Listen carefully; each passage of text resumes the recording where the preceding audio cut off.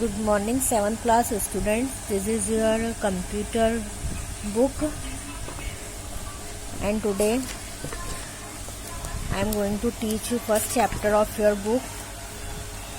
The name of this chapter is Computer Generations. इस chapter का नाम है कंप्यूटर जनरेशंस. ये आपकी बुक का जो है फर्स्ट चैप्टर है. Okay, I will explain first part today, and in next class I'll explain second part of this chapter. Okay, आज जो है इस चैप्टर का मैं फर्स्ट पार्ट एक्सप्लेन करूंगी, देन नेक्स्ट वीडियो में जो मैं आपको इसका सेकंड पार्ट एक्सप्लेन करूंगी. ठीक है, हम स्टार्ट करते हैं. Computer generations. नाम क्या है इस चैप्टर का? Computer generations. There are 3 generations living in my house. आप देखते होंगे आपके घर में 3 जनरेशंस रहती. जैसे फर्स्ट पहली जनरेशन आप अपने आप को ले लो, जैसे माय जनरेशन. तो आपकी खुद की जनरेशन में कौन आ गए? आपके भाई बहन. ठीक है. फादर्स जनरेशन, फादर पापा की जनरेशन में कौन आ गए? पापा के भाई और बहन. एंड ग्रैंडफादर्स जनरेशन मीन्स दादा दादी के जनरेशन में कौन आ गए? उनके भाई बहन. ठीक है. तो 3 जनरेशन कैसे? आप, आपके पापा और फिर उनके पापा. तो ये 3 जनरेशन हो गई. People born in the same era are called people of same generation. मतलब जो लोग सेम एरा में बॉर्न होते हैं उन वो क्या कहलाते हैं? People of same generation, same generation. ठीक है. Similarly computers that came into existence in the same era are called the computer of same generation. ऐसे ही कंप्यूटर में भी होता है. ठीक है. उनको कहते हैं कंप्यूटर की generation.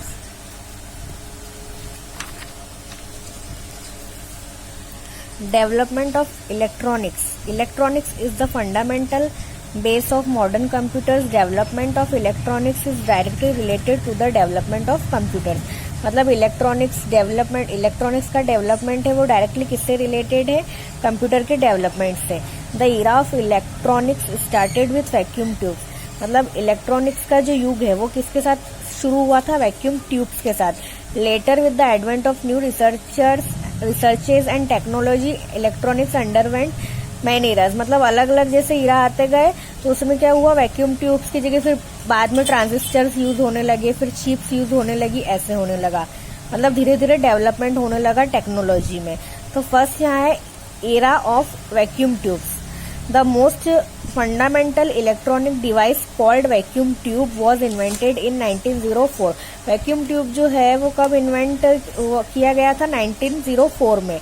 It was use in all electronic equipment. Earlier computers were made using vacuum tubes. मतलब ये ऑल इक्विपमेंट्स में वैक्यूम ट्यूब्स का जो है यूज किया जाता था और कंप्यूटर्स में भी इसका यूज किया जाता था. सेकेंड है, फिर क्या आया? वैक्यूम ट्यूब्स के बाद एरा ऑफ ट्रांजिस्टर्स. फिर ट्रांजिस्टर्स का यूज होने लगा. After vacuum tube came the era of transistors. Transistors का यूज होने लगा. Transistors was invented in 1947. Transistor का इन्वेंशन कब हुआ? 1947 में. 1 transistor was equivalent to many vacuum tubes. मतलब ये एक ट्रांजिस्टर जो है वो किसके बराबर होता था? मतलब ये एक ट्रांजिस्टर जो है वो बहुत सारी वैक्यूम ट्यूब्स के बराबर होता था. ठीक है. With the advent of transistors all electronic devices started using transistors. फिर क्या होने लगा?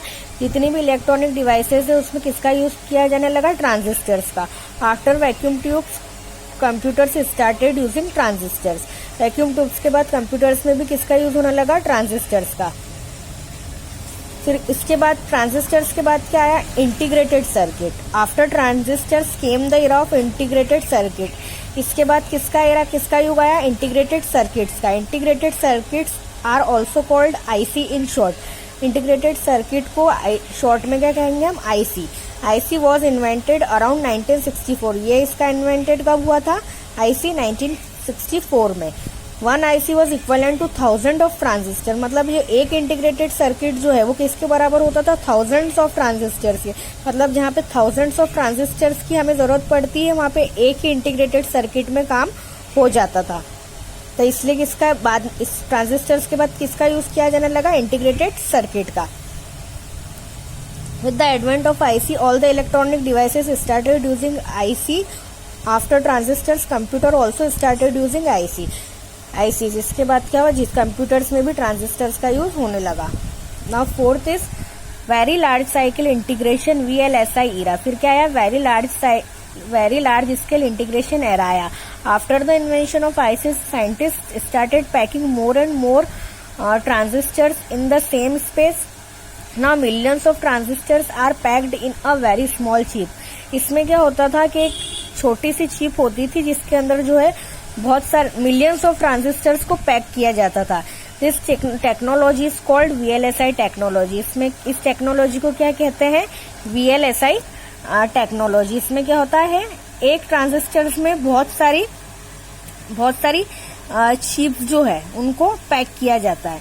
इस टेक्नोलॉजी को क्या कहते हैं हम, VLSI technology. VLSI technology come into existence around 1972।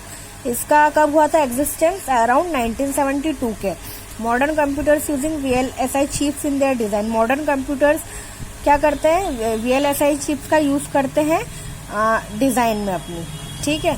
उसके बाद है कंप्यूटर्स की जनरेशन। तो टोटल कंप्यूटर की 5 जनरेशन होती है, ठीक है। I will explain you all this 5 generations in next video, okay. Thank you.